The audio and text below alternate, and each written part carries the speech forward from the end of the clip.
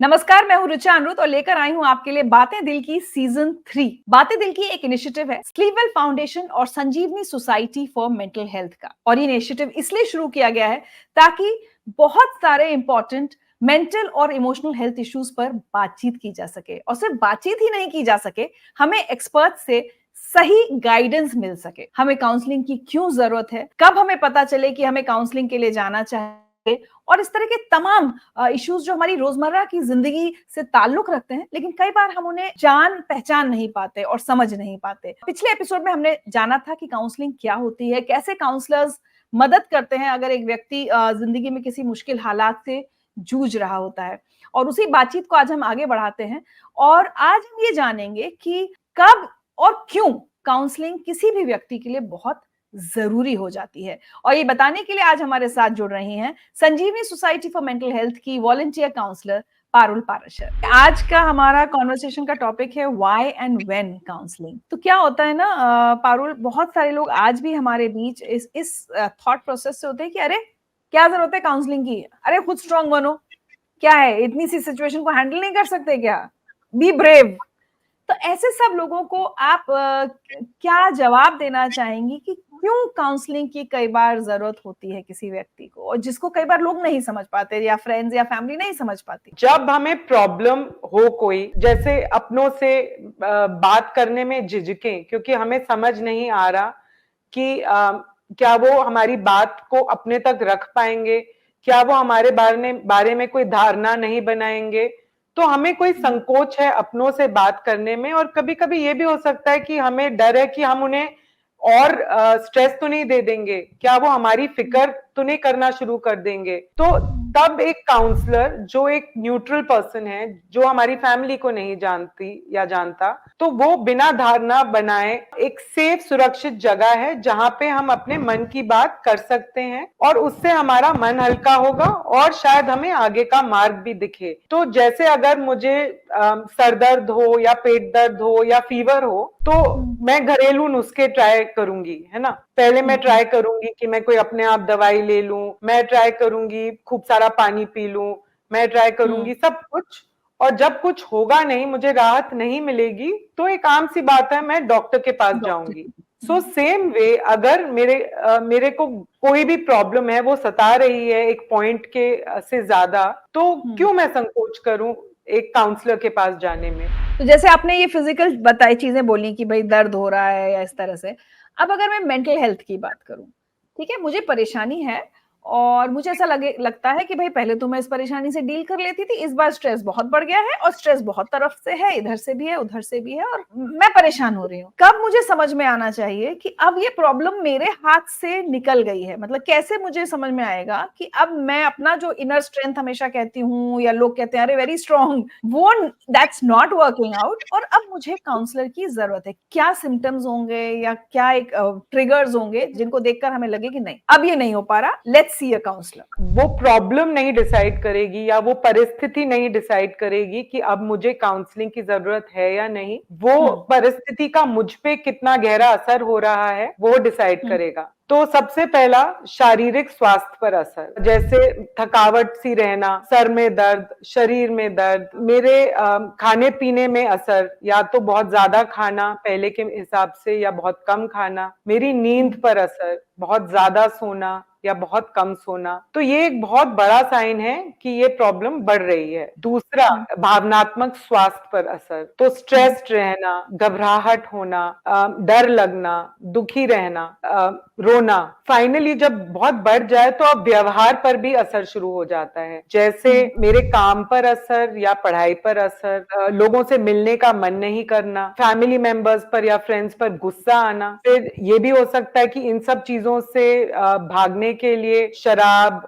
नशीले पदार्थ, सिगरेट का उत्पादन करना, और कभी कभी बिंज वॉचिंग जिसे कहते हैं आजकल, सोशल मीडिया या टीवी या शोज को घंटों देखते रहना। तो ये बहुत क्लियर साइंस हो जाते हैं कि अब बात बढ़ गई है। जैसे लोग कहते हैं हमें कि पहले मैं ये चीज कितनी आसानी से कर पाती थी, लेकिन अब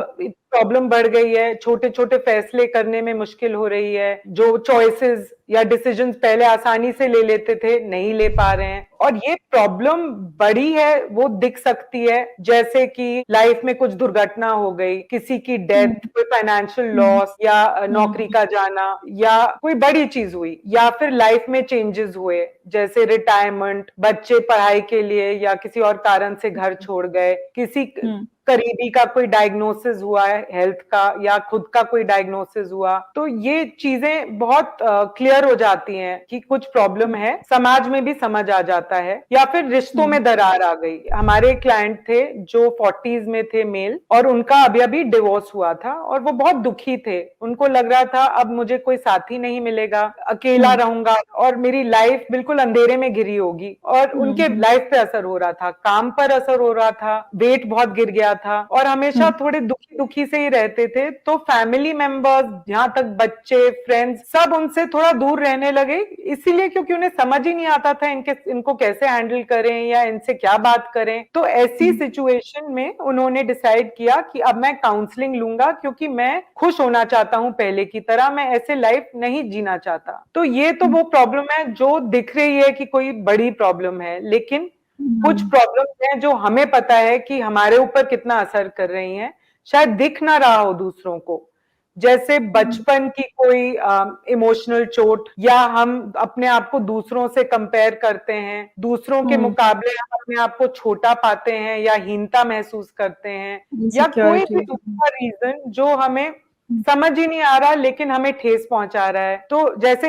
मेरी एक क्लाइंट थी, वो एक लेडी थी 30s में, उनके 10 साल का एक बच्चा था ऑलरेडी, और उनके हस्बैंड को चाहिए था एक और बच्चा। तो इन लेडी ने एक बच्चा कर लिया, लेकिन जब उनका दूसरा बच्चा हुआ तो उन्होंने खुद अपने व्यवहार में चेंज नोटिस करना शुरू किया। उन्होंने देखा कि उनको अपने हस्बैंड पे बहुत गुस्सा आता है, उन कभी कभी बच्चे का भी ध्यान नहीं देख पाती, और फिर उनको अपनी पुरानी जिंदगी याद आती थी, जब वो फ्रेंड से मिलती थी, काम पे जाती थी। तो ये सोच के उनको गिल्ट भी होता था, क्योंकि उन्हें पता था कि उनके ना तो हस्बैंड की गलती है ना बच्चे की गलती है। उनको ये भी लगता था कि क्या मैं बहुत ज्यादा सोच रही हूँ, मेरे में क्या प्रॉब्लम है, लाइफ में सब कुछ तो है मेरे पास, मेरी फैमिली स्वस्थ है, किसी चीज की कमी नहीं है, क्यों मैं इतना नेगेटिव सोच रही हूँ। और फैमिली मेंबर्स को भी इनका मूड समझ नहीं आ रहा था, समझ नहीं आ रहा था कि प्रॉब्लम क्या हो गई। फिर वो लेडी ने काउंसलिंग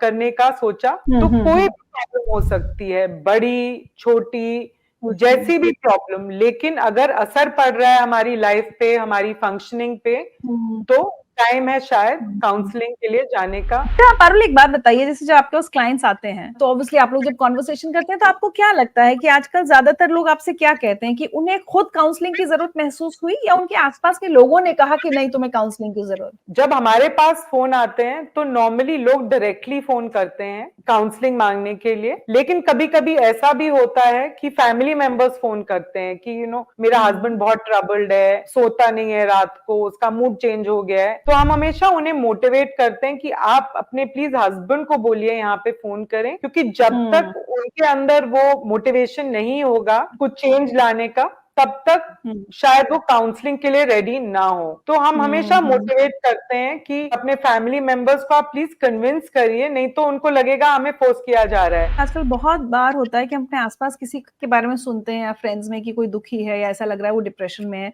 लेकिन कई बार हमारे अंदर एम्पैथी उतनी नहीं होती, या अगर जिन लोगों में एम्पैथी होती है वो फिर कोशिश करते हैं कि अपने उस दोस्त को या परिवार के अपने उस रिश्तेदार को किसी को कोशिश करके किसी तरह पुश करें कि वो काउंसलिंग में जाए। तो मुझे लगता है कि एक ये मैसेज भी बहुत इंपॉर्टेंट है कि आसपास के लोगों को भी समझ में आए। जैसे आपने कहा कि हमें तो अपने ट्रिगर समझ में जब आ जाएंगे कि अब मुझसे ये सिचुएशन हैंडल नहीं हो रही, मेरे शरीर पर भी, मेरे दिमाग पर भी, मेरे सब फीलिंग्स पर असर हो रहा है, लेकिन कई बार अगर मैं नहीं समझ पा रही हूँ तो क्या आसपास के लोग भी, अगर सोसाइटी में इतनी अवेयरनेस आ जाए, कोई तो हो आसपास। जैसे हम लोग जब सुसाइड केस सुनते हैं तो कई बार होता है ना, लोग आसपास के लोग कहते हैं अरे समझ ही नहीं आया, अरे पता ही नहीं चला। तो आपको नहीं लगता एज अ काउंसलर कि आसपास हम सबको इतना अवेयर होने का और इतनी एम्पैथी अपने अंदर लाने की जरूरत है कि हम अपने किसी दूसरे को भी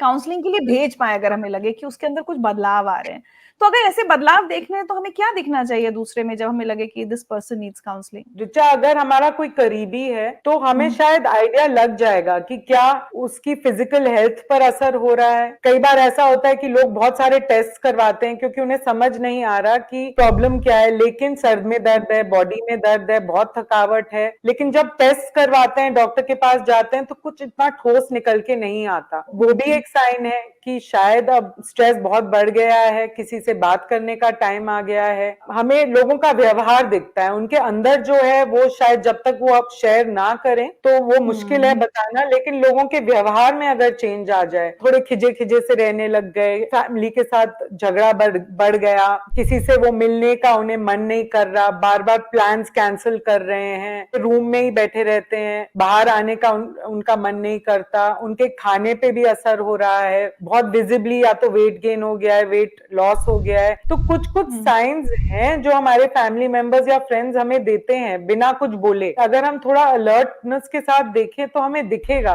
तो मेरा आखिरी सवाल पारुल इसमें ये है, जैसे जैसे घर में या आसपास कोई अल्कोहलिक होता है, कोई एडिक्ट होता है और सिचुएशन आउट ऑफ कंट्रोल चली जाती है, तो घर के लोग उसको रिहैब जबरदस्ती भेज ही देते हैं, भाई ठीक करना है तो रिहैब में भेजना पड़ेगा।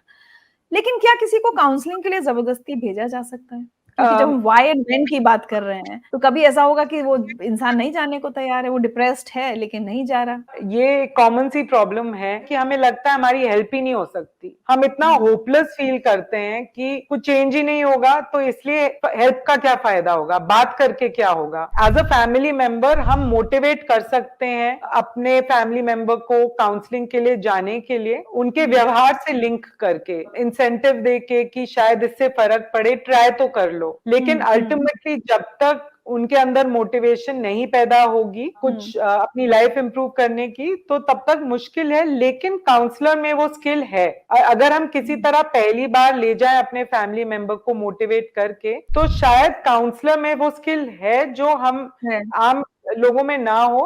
उनको मोटिवेट करने की, उनको गाइड करने की, क्यों काउंसलिंग जरूरी है और उसके क्या फायदे हैं। तो आई थिंक ट्राई करना तो बनता है ऋचा। मैं यही बोलूंगी कि हम सब चाहते हैं कि हमारी लाइफ स्मूथ हो, कंफर्टेबल हो, उतार चढ़ाव ना आए, लेकिन ये हमेशा पॉसिबल नहीं होता क्योंकि लाइफ जैसे हमने प्लान की है वैसे नहीं जाती। तो इस सिचुएशन में अगर हमें हर जगह अंधेरा दिखे, हमें समझ नहीं आए हम क्या करें, तो काउंसलिंग एक वो टॉर्च की तरह काम करती है जो हमें मार्ग दिखाती है। हमारी कोई भी एज हो, कोई भी जेंडर हो, प्रॉब्लम कुछ भी हो, अगर उसका हम पे गहरा असर पड़ेगा तो हम काउंसलिंग ले सकते हैं। क्या बात है। तो अगर आप भी किसी अंधेरी सुरंग से गुजर रहे हैं और आपको एक टॉर्च या एक दिए या रोशनी की जरूरत है, तो काउंसलिंग आपके लिए उस टॉर्च का काम कर सकती है। बहुत इंपॉर्टेंट इन्फॉर्मेशन आज मिली है हमको पारुल पाराशर से, और मुझे लगता है कि ये इन्फॉर्मेशन आप लोगों के भी काम आएगी। बहुत सारी चीजें अपने अंदर कभी झांक कर देखने की जरूरत है कि कहीं